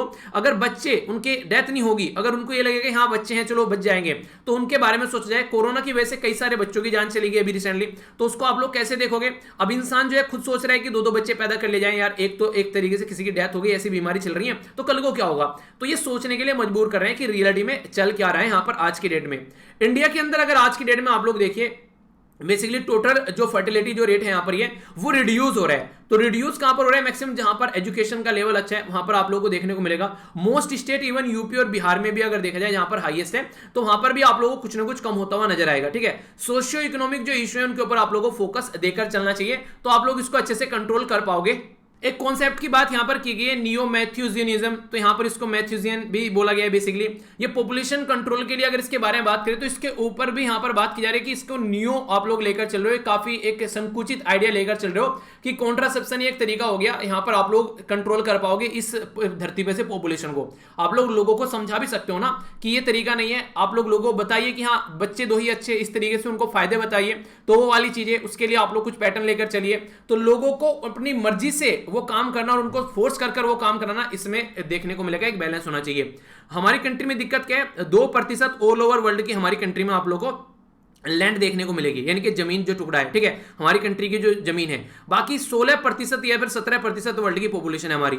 तो ये सोचने वाली बात है कि ऑल ओवर वर्ल्ड में जितनी पॉपुलेशन है उसका 16% इंडिया के अंदर में, और जो जमीन है उसका ओनली 2% है। तो इसलिए रिसोर्सेज की तो कमी है। और सस्टेनेबल डेवलपमेंट के बारे में जब हम लोग बात करते हैं तो कई सारे सस्टेनेबल डेवलपमेंट गोल भी इसके बारे में बात करते हैं, जैसे कि गरीबी कैसे मिटानी है वो देखना पड़ेगा, भुखमरी कैसे मिटानी है, हेल्थ के ऊपर कैसे फोकस देना है, एजुकेशन के ऊपर कैसे फोकस देना है, जेंडर इक्वलिटी, क्लीन वाटर, ये सारे अगर पोर्शन आप लोग इनके बारे में बात करोगे तो सबसे बड़ी बात है कि पॉपुलेशन अगर कंट्रोल में रहेगी तो सारी चीजें अच्छे से इंप्लीमेंट होती नजर आएगी, ठीक है।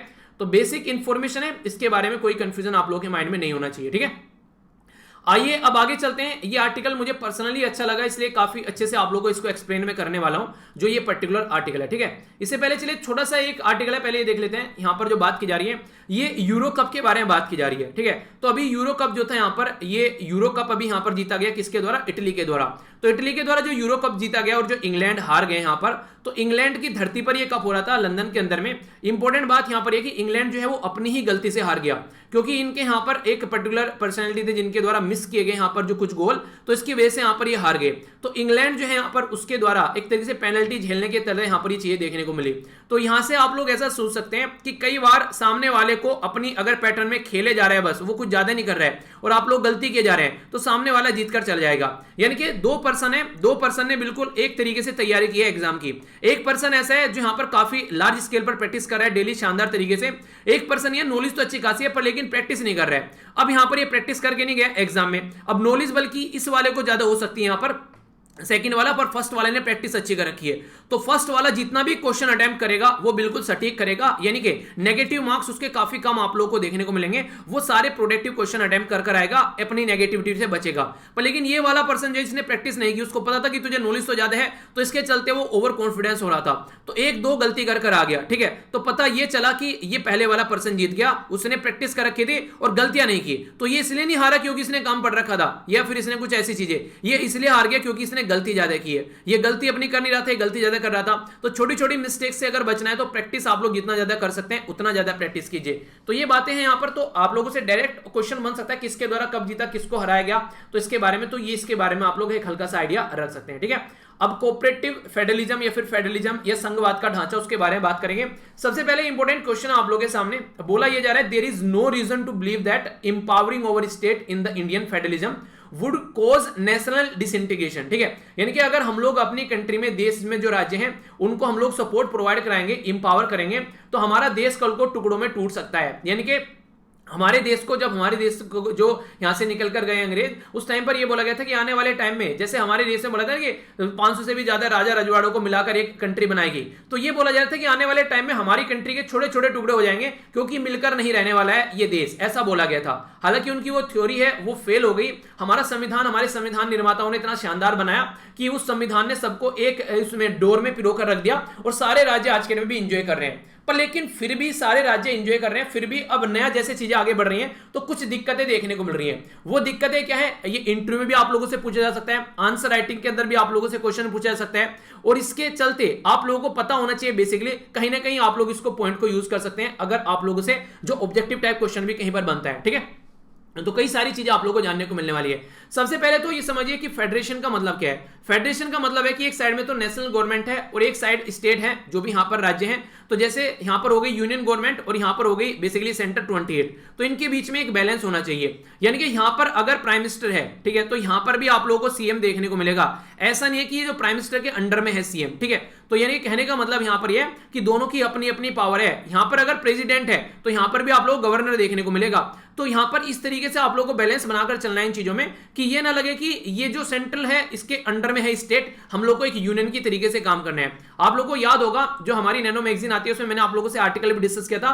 अभी रिसेंटली साउथ इंडिया में एक मुहिम चल रही है कि कहीं पर भी सेंट्रल गवर्नमेंट शब्द यूज नहीं करेंगे। सेंट्रल गवर्नमेंट का मतलब क्या होता है कि एक पावर आ गई सेंटर के हाथ में और चारों उसके साथ में अटैच है। वो बोल रहे हैं कि संविधान के आर्टिकल 1 में बोला गया यूनियन ऑफ स्टेट, यानी कि यूनियन वर्ड यूज करेंगे। यूनियन का मतलब ये होता है कि सारे राज्य मिलकर आ गए, इसीलिए यहां पर एक पर्टिकुलर हमारी कंट्री में ये सारी चीजें हुई हैं। तो यूनियन जो है वो जोड़ने का काम करता है, सेंटर जो है वो ऑथोरिटी दिखाने का काम करता है। यानी कि सेंटर और यूनियन शब्द में यूनियन वर्ड को सपोर्ट किया गया पूरे संविधान के अंदर में, कहीं पर भी सेंटर वर्ड को यूज नहीं किया गया। तो ये काफी इंपॉर्टेंट था यहां पर ये। तो इंडियन फेडरल जो सिस्टम है उसके बारे में अगर बात की जाए तो फेडरेशन का मतलब होता है एसोसिएशन, मिलकर काम करना। सेवरल स्टेट जो है वो मिलकर साथ में रहे, कॉमन मैटर पर काम करे और इंडिपेंडेंट भी अपने अपने काम को देखे। यानी कि अगर कोई मुद्दा ऐसा आ रहा है देश हित में तो मिलकर काम करें, और अगर देश हित का कोई मुद्दा नहीं, अपने लोकल एरिया का मुद्दा है तो उसके ऊपर काम करें। तो ये बेसिकली आप लोग यहां पर मुद्दा देखने को मिलेगा। जो फेडरलिज्म यानी कि संघवाद का जो ढांचा है ये सेंटर और स्टेट के बीच में, यानी कि जो बेसिकली हमारी कंट्री में जो गवर्नमेंट है यहां पर आज के में, तो यूनियन गवर्नमेंट और स्टेट के बीच में बोलिए फिर आप लोग, ये बेसिकली इंडिपेंडेंटली फंक्शन करते हैं, एक दूसरे के साथ मिलकर भी फंक्शन करते हैं। तो लैटिन जो वर्ड है यहां पर जो बेसिकली फेडस जिसको बोला गया है, जो जिससे निकल कर आया फेडरलिज्म, याद रखिएगा फेडरलिज्म जो शब्द है वो लैटिन वर्ड फेडस से निकल कर आया और इसका मतलब होता है कॉन्ट्रैक्ट, यानी कि मिलकर एक दूसरे के साथ में काम करना। ठीक है, तो यहां पर सेंटर और स्टेट मिलकर काम करें, इसका मतलब होता है बेसिकली फेडरलिज्म के अंदर से जो ये निकल के आया जो फेडस शब्द से, जो कि लैटिन एक वर्ड है। ठीक है, तो ये बेसिक चीजें हो गई। अब एक इंपॉर्टेंट क्वेश्चन जो आप लोगों से डायरेक्ट ऑब्जेक्टिव टाइप क्वेश्चन में किसी भी एग्जाम में पूछा जा सकता है, वो है हमारी कंट्री में जो एलिमेंट है फेडरलिज्म यानी कि संघवाद के ढांचे के जो एलिमेंट है वो कहां से निकल कर आते हैं। तो याद रखिएगा इसके बारे में, ये हमारी कंट्री में एक एक्ट था 1919 का, इससे निकल कर आते हैं यहां पर, जिसके चलते सेपरेट पावर कर दी गई थी यहां पर सेंटर और स्टेट की। ये सारी चीजें आप लोगों को आर्टिकल में देखने को नहीं मिलेगी जो अभी बता रहा हूं, ये सारी चीजें एक्स्ट्रा है जो कि आप लोगों को आंसर राइटिंग में भी यूज कर सकते हैं। ठीक है, बेसिकली यहां पर ये सेंटर और ये हो गया बेसिकली प्रोविंशियल, यानी कि हमारी कंट्री में जब 19 यानी कि 1919 यानी कि 1919 वाला जो गवर्नमेंट ऑफ इंडिया एक्ट आया उसमें ये बोला गया कुछ पावर होनी चाहिए सेंटर के हाथ में, कुछ पावर होनी चाहिए स्टेट के हाथ में। उस टाइम पर स्टेट को प्रोविंस बोला जाता था। आज के टाइम में कई सारी कंट्री ऐसी हैं जहां पर प्रोविंस वर्ड यूज किया जाता है, इवन चाइना में, कनाडा में। ठीक है, तो यहां पर स्टेट बोलते हैं, हमारी कंट्री में वहां पर उनको प्रोविंस बोलते हैं। तो अंग्रेजों के टाइम पर भी हम लोग इनको प्रोविंस बोलते थे। तो इसलिए प्रोविंशियल लेजिस्लेचर वर्ड यूज किया गया यहाँ पर। तो जिस तरीके से आज की डेट में आप लोगों को देखने को मिलेगा, हमारी कंट्री में जब 7वें शेड्यूल में आप लोग जाएंगे 3 लिस्ट हैं, एक को बोलते हैं यूनियन लिस्ट, एक को बोलते हैं स्टेट लिस्ट और एक को बोलते हैं कॉन्करेंट लिस्ट। तो यूनियन लिस्ट में जो भी मैटर रखे गए हैं जैसे कि डिफेंस हो गया, कम्युनिकेशन हो गया, ये सारी चीजें, तो इन पे यूनियन यानी कि हमारी कंट्री की जो सेंट्रल गवर्नमेंट है वही यहां पर रूल बना सकती है। दूसरा स्टेट लिस्ट हो गया, जैसे आप लोगों से बात करते हैं हेल्थ के बारे में, एग्रीकल्चर के बारे में, इनके बारे में अगर बात करें तो इनके ऊपर स्टेट ही काम कर सकता है। तीसरा अगर बात कीजिए कॉन्करेंट लिस्ट में, जैसे अभी देखा हम लोगों ने एजुकेशन सिस्टम कॉन्करेंट लिस्ट में आ गया, ठीक है, तो इसमें क्या कर सकते हैं, इसमें दोनों मिलकर काम कर सकते हैं। पर लेकिन अगर सेंटर ने लॉ बना दिया तो सेंटर का लॉ प्रिवेल करेगा स्टेट के साथ में, ये आप लोगों को देखने को मिलेगा। तो ये सारा फंडा अगर सामने निकल कर आता है तो ये क्या बताता है, ये डिवीजन ऑफ पावर बताता है। तो हमारे संविधान में अलग अलग एरिया की पावर अलग अलग तरीके से डिस्ट्रीब्यूट कर रखी है ऑलरेडी 7वें शेड्यूल के अंदर, ताकि हर एक इंसान जो है वो अपने काम पर फोकस करे, दूसरे के काम में जाकर इंटरफेयर न करे। तो ये फंडा आप लोगों को देखने को मिल रहा है। तो ये कहीं ना कहीं एक तरीके से हमारी कंट्री में अंदर ही आप लोगों को फेडरल सिस्टम देखने को मिलेगा कि हाँ ऑलरेडी हमारी कंट्री के अंदर फेडरल सिस्टम की जो नींव है वो रखी हुई है संविधान के अंदर, ये समझाने की बात की जा रही है। पर लेकिन कई बार हमारा फेडरल सिस्टम जो है वो अलग तरीके का देखने को मिलता है। जैसे कि अगर बात करें आज की डेट में हमारी कंट्री में सिंगल सिटीजनशिप है, यानी कि हमारी कंट्री में एक सिटीजनशिप आप लोगों को देखने को मिलेगी। सिटीजनशिप जो है एक तरीके से ऐसा नहीं है कि राज्य की अलग है और यहाँ पर आप लोगों को नेशनल की अलग देखने को मिलेगी, जबकि यूएसए में 2 सिटीजनशिप आप लोगों को देखने को मिलती है। अच्छा एक क्वेश्चन आप लोग बताइए, पॉलिटी में काफी डिटेल में मैंने आप लोगों को चीजें पढ़ा रखी है, सिटीजनशिप जो है वो किस पार्ट में रखी जा रही है संविधान में और किस आर्टिकल से किस आर्टिकल के अंदर आती है। इंपॉर्टेंट इसलिए बन जाता है क्योंकि सिटीजनशिप अमेंडमेंट एक्ट हमारी कंट्री में काफी ज्यादा कंट्रोवर्सी में रहा, तो यहां से क्वेश्चन आप लोगों का बन सकता है। तो पॉलिटी में एक अलग से पूरा चैप्टर आप लोगों को पढ़ा रखा है सिटीजनशिप के बारे में, तो कोई भी कंफ्यूजन आप लोगों को इसके बारे में नहीं होना चाहिए, ठीक है। तो डिटेल में जाकर आप लोग उसको देख सकते हैं। अगर बात करें यहां पर तो अभी सेंटर के हाथ में ज्यादा पावर दे रखी है कई सारे मुद्दों के ऊपर। फाइनेंस कमीशन होता है वो पैसा देता है, तो फाइनेंस मैटर में भी सेंटर के हाथ में पावर है। तो कई बार हमारा कंट्री जो है वो यूनिटरी जैसा, यानी कि हमारा कंट्री ये ऐसा दिखाता है कि यूनिटरी फीचर भी दिखाता है। सिंगल सिटीजनशिप हो गई, इंटीग्रेटेड जो जुडिशरी होगी, इमरजेंसी की पावर जो है वो सेंटर के हाथ में दे रखी है। गवर्नर जो रहता है वो सेंटर के द्वारा अपॉइंट किया जाता है। ऑल इंडिया सर्विस जो है वो यहाँ पर सेंट्रल निकाल कर लेकर आता है, हालांकि पावर राज्यसभा के हाथ में रहती है ऑल इंडिया सर्विस की, पर लेकिन भेजा तो उनको राज्य के अंदर जाता है ना। ट्रेन भी आईएएस आईपीएस को सेंटर करता है, फिर भेजता राज्य के अंदर में है। तो इसके चलते कई बार ये देखने को मिलता है कि एक तरीके से सेंटर के हाथ में ज्यादा पावर दे रखी है, पर लेकिन कहीं पर भी हमारे संविधान में ऐसा नहीं है कि सेंटर जो है वो ऊपर रहेगा और उसके नीचे स्टेट काम करेंगे, ऐसा कहीं पर भी नहीं है। तो इसलिए यहां पर ये बोला गया कि सेंट्रल गवर्नमेंट अपनी जगह है और स्टेट गवर्नमेंट अपनी जगह है, तो दोनों अपनी जगह है। तो यहां पर ऐसा नहीं है कि एक दूसरे के सबऑर्डिनेशन में है यहां पर, ये तो वो वाली चीजें नहीं है। तो ये चीजें समझाने की कोशिश की जा रही है, ठीक है। अब कुछ इंपॉर्टेंट बातें समझते हैं, आखिर राइटर क्या समझाने की कोशिश कर रहे हैं। राइटर ये बोल रहे हैं कि देखिए यार अभी 2026 में ना हमारी कंट्री में बहुत बड़ा चेंज होने वाला है। उसमें चेंज क्या रहेगा, लोकसभा के अंदर जो सीट है उसको सीटों को यहां पर बढ़ाया जाएगा, क्योंकि पहली बार जब यहां पर चेंज किया गया था पॉपुलेशन के बेस पर, तो 1976 में हमारी कंट्री में कॉन्स्टिट्यूएंसी को चेंज किया गया था डिलिमिटेशन कमीशन की हेल्प से।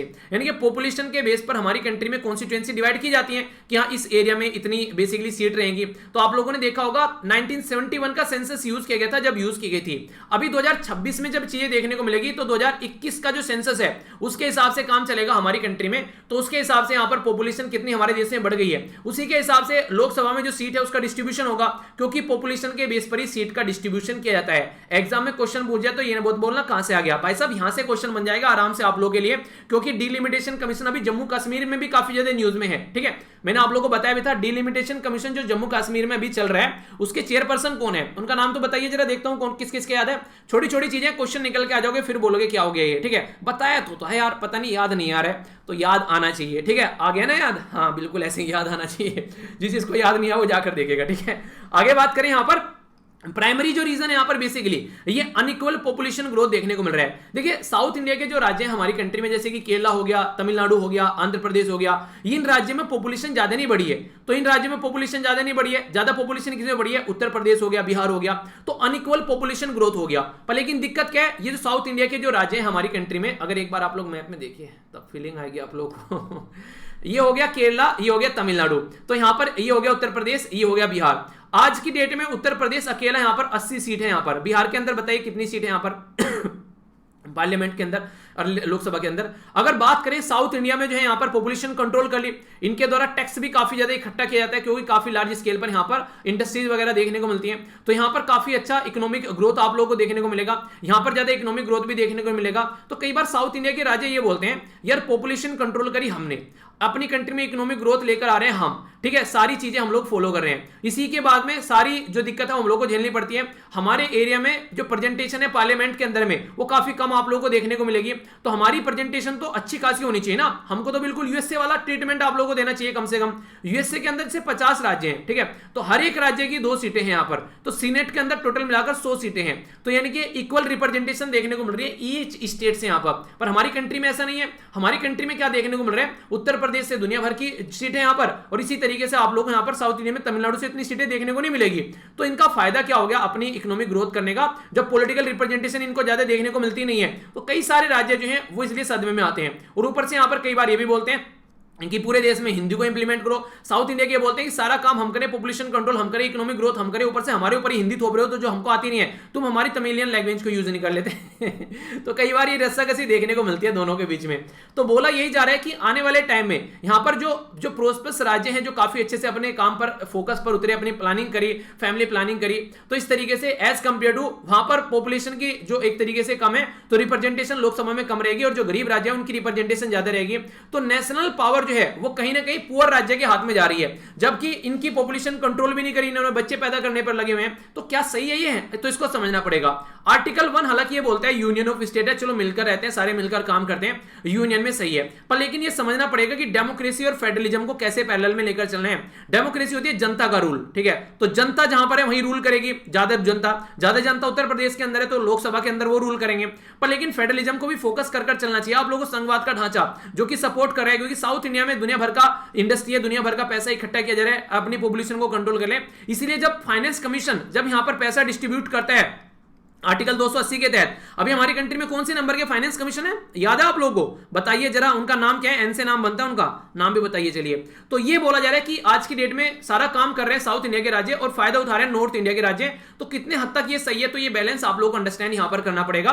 तो फेडरलिज्म के ऊपर ही फोकस दीजिए थोड़ा, ये नहीं है कि आप लोग बस इन्हीं चीजों के ऊपर फोकस दे रहे हैं, तो ये समझिए आप लोग। यहां पर बिग वर्सेस स्मॉल स्टेट के बारे में अगर आप लोग बात करते हैं तो ये जरूरी है अंडरस्टैंड करना कि कैसे काम करना है। बेसिकली यहां पर ये बोला जा रहा है कि आज की डेट में स्मॉलर शेयर मिलता है उनको इकोनॉमिक एक्टिविटी का, ठीक है। अगर बात कीजिए जो खासकर छोटे राज्य हैं उनको दिक्कत देखने को मिलती है, नेशनल इशू में उनकी रिप्रेजेंटेशन भी नहीं होती है, दूसरा पॉलिटिकल गवर्नेंस में कंट्री की उनकी रिप्रेजेंटेशन नहीं होती है, तो कई सारे दिक्कत देखने को मिलते हैं। तो बोला यह गया कि अमेरिका वाला मॉडल क्यों फॉलो नहीं कर लेते, पहले तो सबसे पहले ये करो कि नेशनल पावर जो है वो स्टेट के अंदर वो लिमिटेड यहां पर है, ठीक है। दूसरा यहां पर ये सेकंड यहां पर ये बोला जा रहा है कि साइज कुछ भी हो राज्य का सबको 2 सीट दे दी गई है। तीसरा यहां पर ये बोला जा रहा है कि जो प्रेसिडेंट इलेक्ट किए जाते हैं वो इलेक्टोरल वोट से इलेक्ट किए जाते हैं, यानी कि जो स्टेट है यहां पर rather than total national population, यानी कि स्टेट के थ्रू रिप्रेजेंटेशन देखने को मिलती है। तो इसके चलते सारे राज्य जो है वो मजे में मिलकर एक दूसरे के साथ में अच्छे से एंजॉय करना, उनको कोई दिक्कत ही नहीं रहती है इस चीज को लेकर, ठीक है। पर लेकिन हमारी कंट्री में ऐसा नहीं है। तो इसेंशियल स्ट्रक्चर जो भी है वहां पर अमेरिकन कॉन्स्टिट्यूशन के अंदर वही एक तरीके से बेडरॉक है, उनकी नींव है जो उसको सपोर्ट किए हुए है, जो चीजें उनकी बढ़ रही हैं आगे।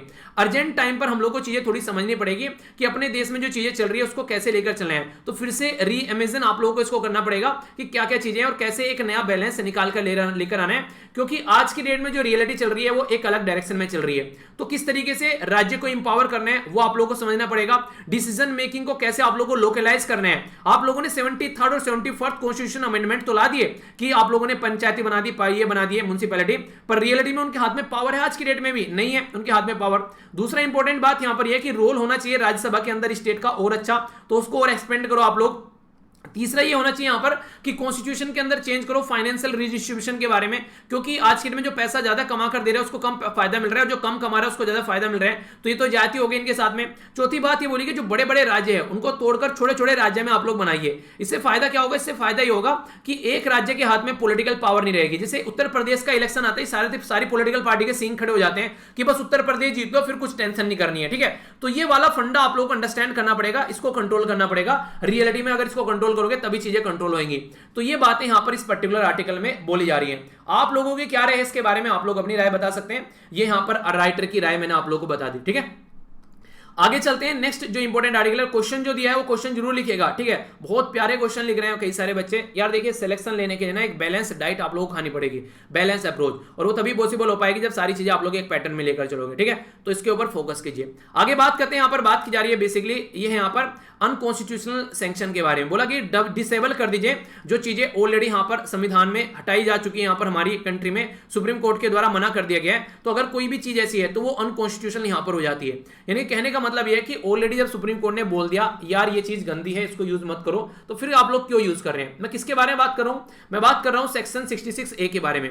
सेक्शन 66A जो है यहाँ पर 2008 में इंफॉर्मेशन टेक्नोलॉजी अमेंडमेंट एक्ट के द्वारा पास किया गया लोकसभा में, ठीक है। तो फिर इसको राज्यसभा में पास किया गया, तो ये पिक्चर में आ गया। तो इंफॉर्मेशन टेक्नोलॉजी अमेंडमेंट एक्ट 2008 जो है वो फोर्स में आ गया। फिर आगे चलकर देखने को मिला यहाँ पर ये इसको कई बार आर्बिट्रेरी यूज किया गया। किसी ने गवर्नमेंट के खिलाफ कुछ बोल दिया, किसी ने प्राइम मिनिस्टर के खिलाफ कुछ बोल दिया, चीफ मिनिस्टर के खिलाफ कुछ बोल दिया, किसी ने फेसबुक पर कोई कमेंट कर दिया, तो उसको उठाकर तुरंत उसको ले जाकर जेल में डाल दिया। तो दुनिया भर के ऐसे केस देखने को मिलने लगे।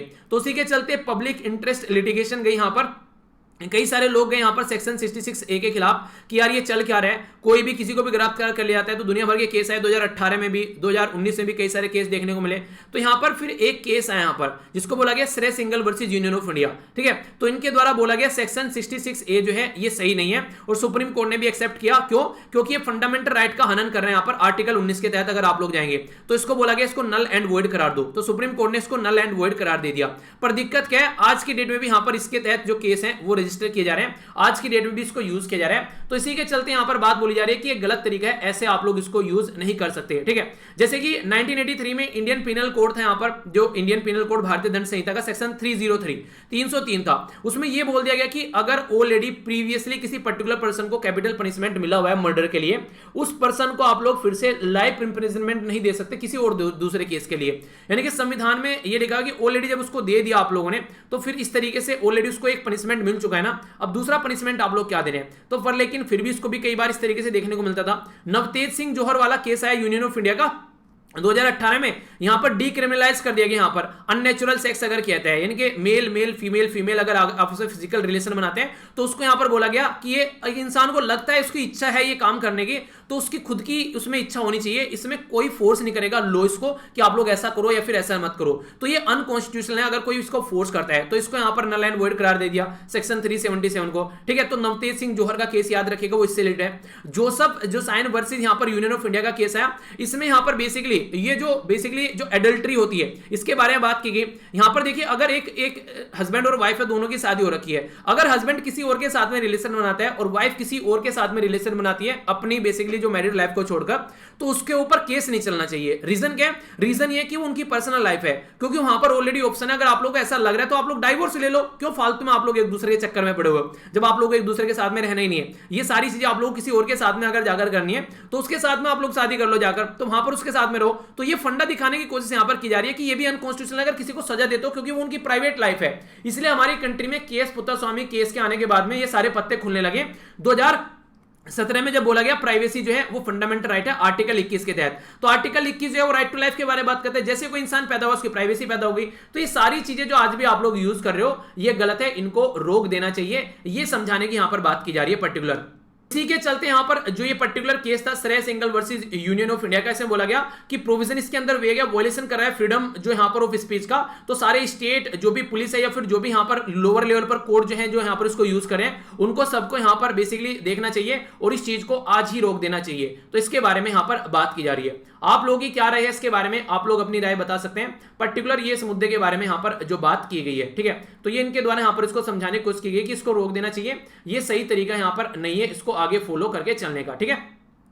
आगे चलते हैं, यहां पर अभी क्या किया जा रहा है, राज्य ये बोल रहे हैं हमारे पास में पैसा नहीं है, ठीक है, तो यहां सॉरी हमारे पास में दवाइयां नहीं है, तो 60% जो स्टेट है उन्होंने हाथ खड़े कर दिए हैं, डोज नहीं है हमारे पास में, ठीक है, तो उसके चलते अभी क्रिटिसिज्म देखने को मिल रहे हैं। दूसरा यहां पर ये बात को लेगी कि प्राइम मिनिस्टर मोदी साहब जो है उनके द्वारा कैबिनेट का जो एक्सपेंड किया गया उसमें जो अलाइज पार्टी है उनको इग्नोर कर दिया गया है, तो उसके चलते क्रिटिसिज्म से देखने को मिल रहा है, यानी कि जो गठबंधन की गवर्नमेंट में गठबंधन वालों को फायदा नहीं पहुंचा है। कांवर यात्रा सस्पेंड कर दी गई यहां पर कोविड-19 को ध्यान में रखते हुए उत्तराखंड के द्वारा, तो ये न्यूज में है, तो हल्का सा आइडिया रख सकते हैं। स्पुतनिक 5 जो है सीरम इंस्टीट्यूट ऑफ इंडिया वो बनाने वाला है, ठीक है, तो लगभग 300 मिलियन के करीब डोज आप लोगों को देखने को मिलेंगे, जिसके चलते काफी ज्यादा फायदा होगा। स्पुतनिक 5 जो दवाई है वो किसकी है, वो रसिया की है। ये इंपॉर्टेंट आप लोग याद रखिएगा, क्वेश्चन बन सकता है इस तरीके के छोटे मोटे क्वेश्चन याद रखिएगा, ठीक है। देखिए मॉनसून ना कई बार आप लोगों को देखने को मिला, कुछ लोगों के लिए बड़ा शानदार होता है, कुछ लोगों को बड़ा नुकसान दे देता है, ठीक है। तो ये दोनों ही चीजें हैं यहाँ पर। तो काफी सारे लोग एंजॉय करने की बारिश हो रही है, कईयों के घर जो कच्चे हैं, मकान कच्चे हैं, वो ढह गए, जिसकी वजह से दिक्कतें देखने को मिल रही है, ठीक है।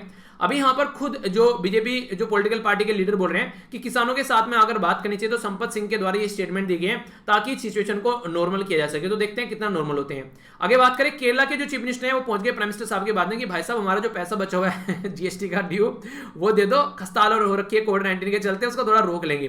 क्योंकि जीएसटी कंपनसेशन की बात की गई थी 5 साल तक, जब जीएसटी को इंप्लीमेंट किया गया कि पैसे में कोई कमी होगी, रेवेन्यू में कमी होगी तो सेंट्रल गवर्नमेंट देगी। तो बोल रहे हैं प्राइम मिनिस्टर साहब भी ठीक है यार, देखते हैं, वैसे ही दुनियादारी खराब चल रही है अभी आज की डेट में।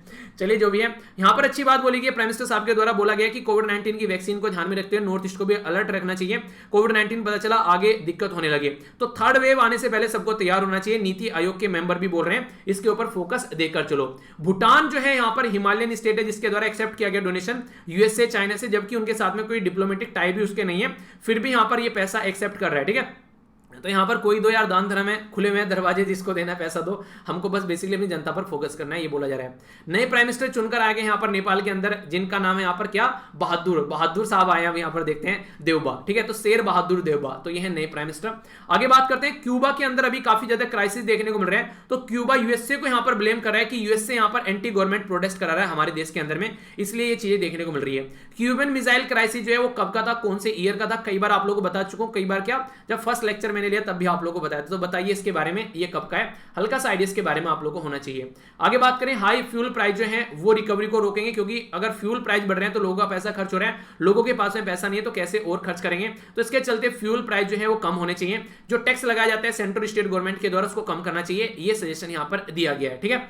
इंपॉर्टेंट बात छोटी सी यहाँ पर एक और है, यहाँ पर ये हालांकि दुख भरी घटना है यहाँ पर, ये है यहाँ पर यशपाल शर्मा, तो वर्ल्ड कप विनर टीम के जो प्लेयर थे यशपाल शर्मा जो है उनकी डेथ हो गई अभी रिसेंटली, तो हमारे बीच में नहीं रहे, तो एक क्रिकेट प्लेयर थे, ठीक है। तो ये एक छोटी सी बात कम से कम आप लोग याद रखिएगा। तो यहाँ पर इनके बारे में ये आर्टिकल है। हमारी परफॉर्मेंस जो रहने वाली है ओलंपिक के अंदर वो शानदार रहने वाली है, बहुत सारे प्लेयर यहाँ पर ओलंपिक के अंदर जा रहे हैं। तो प्राइम मिनिस्टर मोदी साहब के द्वारा बात की तो टोक्यो के अंदर ये गेम हो रहे हैं, ठीक है। बाकी ये जो क्वेश्चन के आंसर दिए गए थे रोशनी जी के द्वारा, ये काफी अच्छे आंसर हैं, आप लोग देख सकते हैं। यहाँ पर गुरु शिखर के बारे में बात की थी तो अरावली रेंज में देखने को मिलेगा, ठीक है। ये बेसिकली आप लोगों को मैंने बताया था, इसका तो आंसर ही मैंने आप लोगों को दे दिया था। बाकी बात करें विंबलडन जो होता है ग्रीन कोर्ट पर, ये फ्रेंच जो क्ले पर, और ऑस्ट्रेलिया हार्ड कोर्ट पर देखने को मिलेगा। अगर बात करें यहाँ पर जो पीएम जो बेसिकली एबे अहमद है, 2019 में इनको नोबेल प्राइज मिला था, ठीक है। इसी के साथ में नोबेल प्राइज जो है यहाँ पर वर्ल्ड फूड जो ये प्रोग्राम है अब की बार 2020 में इसको देखने को मिला, ठीक है। नाइल रिवर जो है लेक विक्टोरिया तंजानिया, इसी के साथ में जो बेसिकली आप लोगों को देखने को मिली ये थी, इसको ये बेसिकली जो नाइल रिवर थी, तो ये व्हाइट नाइल है जो तंजानिया से निकल कर आती है, और ब्लू नाइल जो है वो इथियोपिया से लेक टना, तो ये मैंने आप लोगों से पूछा था, ठीक है। आगे चलकर सुडान में मिल जाती है दोनों, जो कि सुडान जो बेसिकली यहाँ पर और मेडिटेरियन सी में जाकर गिर जाती है, ठीक है। इसी के साथ में जो मैंने बोला समाधि के बारे में, तो महात्मा गांधी जी की राजघाट है, इंदिरा गांधी की शक्ति स्थल, लाल बहादुर शास्त्री जी की जो है यहाँ पर ये है विजय घाट, और भीमराव अंबेडकर जी की है यहाँ पर चैत्य भूमि, ठीक है। तो इसके बारे में आप लोग याद रख सकते हैं। अफ्रीकन यूनियन में 55 मेंबर है और यूरोपियन यूनियन में 27 मेंबर है। तो ये काफी इंपॉर्टेंट बेसिकली ये कई सारे पॉइंट है जो आप लोगों से कई बार एग्जाम में पूछ लिए जाते हैं, ठीक है। तो आप लोग कंफ्यूजन नहीं होना चाहिए। यहां पर जो इसका आंसर है सी 2050 तक का ये रोड मैप है कि कैसे इसको आप लोगों को लेकर चलना है, ठीक है। यानी कहने का मतलब ये कि रिन्यूएबल एनर्जी पर फोकस देने की बात की जा रही है। तो ये था टोटल आज का डिस्कशन। मैं आशा करता हूं शानदार तरीके से आप लोगों ने इसको एंजॉय किया होगा। पीडीएफ यहां से जाकर डाउनलोड कर लेना, टेलीग्राम से सारी एक जगह इकट्ठे मिल जाएगी। नेक्स्ट लेक्चर में मिलता हूं। बड़ों को नमस्ते, छोटों को प्यार, छोटी सी लाइफ एंजॉय करें यार। तब तक के लिए जय हिंद।